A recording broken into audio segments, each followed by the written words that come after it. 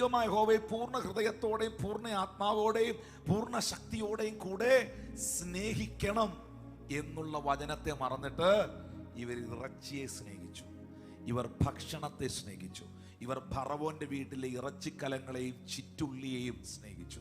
അവർ തങ്ങൾക്കുള്ള എല്ലാറ്റിനേക്കാൾ അധികമായി, ദൈവത്തെക്കാൾ അധികമായി ഭൗതിക നന്മകളെ സ്നേഹിച്ചു. ആ പരീക്ഷയിൽ സത്യം പറഞ്ഞാൽ ആ മരുഭൂമിയിലൂടെ സ്വർഗത്തിലെ ദൈവം ഇവരെ കൊണ്ടുപോയി ഇവരുടെ ഹൃദയം എന്തുവാന്ന് പിടിക്കുമായിരുന്നു. ആ ടെസ്റ്റിൽ, ആ ടെസ്റ്റ് പേപ്പറിൽ, ആ എക്സാമിനേഷനിൽ ഇവരെല്ലാം എഴുതി തോറ്റു. എന്നാൽ ഇതേ എക്സാമിനേഷൻ ദൈവം അബ്രഹാമിനിട്ടു. ഇതേ ക്വസ്റ്റ്യൻ പേപ്പർ അബ്രഹാമിന്റെ മുമ്പിൽ കൊണ്ടുവന്നു.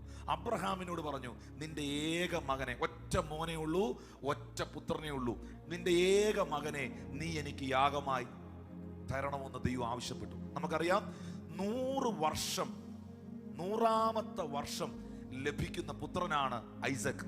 ലാഫ്റ്റർ, ചിരി എന്നർത്ഥമുള്ള ഇസഹാക്ക്. ഹല്ലേലൂയ. 25 വർഷത്തെ കാത്തിരിപ്പാണ്. അബ്രഹാം പ്രോമിസ് കേൾക്കുന്നത് 75ാമത്തെ വയസ്സിലാണ്. 75ാമത്തെ വയസ്സിലാണ് അബ്രഹാമിനോട് ദൂതൻ പറയുന്നത് നിനക്കൊരു മകൻ ഉണ്ടാവുമെന്ന്. ആ പ്രോമിസ് ഫുൾഫിൽ ആകുന്നത് 25 വർഷം കഴിഞ്ഞാണ്. 100ാമത്തെ വയസ്സിലാണ് ഇസഹാക്ക് ഉണ്ടാക്കുന്നത്. നമ്മുടെ ഭാഷയിൽ പറഞ്ഞാൽ കയ്യിലും തലയിലും വെച്ചുകൊണ്ട് നടക്കുന്ന തറേ വയ്ക്കാത്ത കൊച്ച്. അത്ര സ്നേഹം. ഏറ്റവും സ്നേഹിക്കുന്ന കുഞ്ഞ്. താലോലിക്കുന്നു, കളിപ്പിക്കുന്നു, ചിരിക്കുന്നു, ഭയങ്കര സന്തോഷം.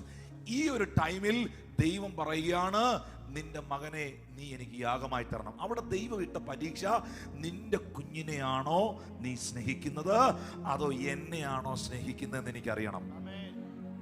ആ പരീക്ഷ അബ്രഹാം എഴുതി ജയിച്ചു.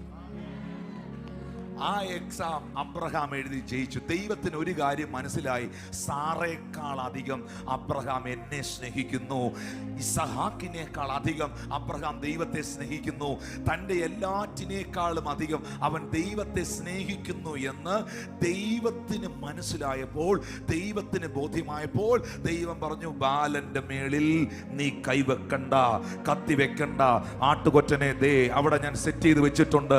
പിന്നെ ഒരു കാര്യം, നീ മലമുകളിൽ കയറി വന്നതുപോലെ അല്ല താഴോട്ട് നീ ഇറങ്ങി പോകാൻ പോകുന്നത്. നിന്നെ ഞാൻ ബഹുജാതികൾക്ക് പിതാവാക്കി മാറ്റാൻ പോകുകയാണ്. ഞാൻ നിന്നെ ഐശ്വര്യമായി അനുഗ്രഹിക്കും.